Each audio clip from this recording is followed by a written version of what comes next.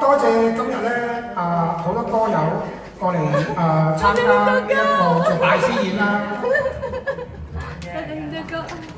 咁樣咧，其實咧就我自己唱歌咧中意唱歌，真係好中意唱歌。咁樣就喺菜街嗰度聽開歌嘅。當日咧我聽本地嗰啲嘅，咁樣後期咧就有啲朋友就過嚟油麻地。嗰時因為菜街咧啲人又分 local 同埋大媽，即係我發覺唱得好就係好歌手啦。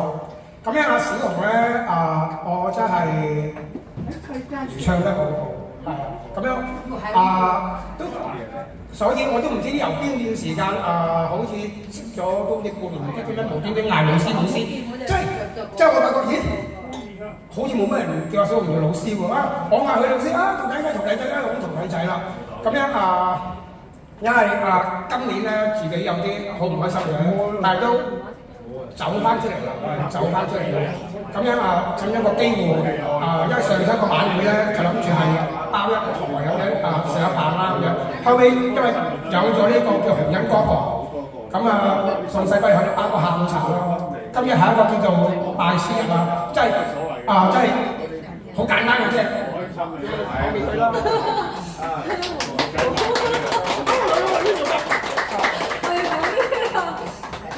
我都冇準備，你有冇救？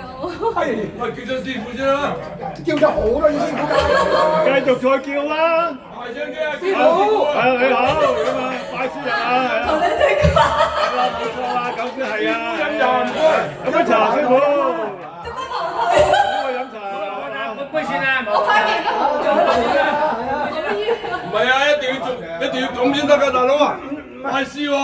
好開心啊！可以唔使跪喺度，唔使跪喺度，俾杯茶飲得啦，唔使咁多嘢啦。咁你又教咗個路人出嚟啦？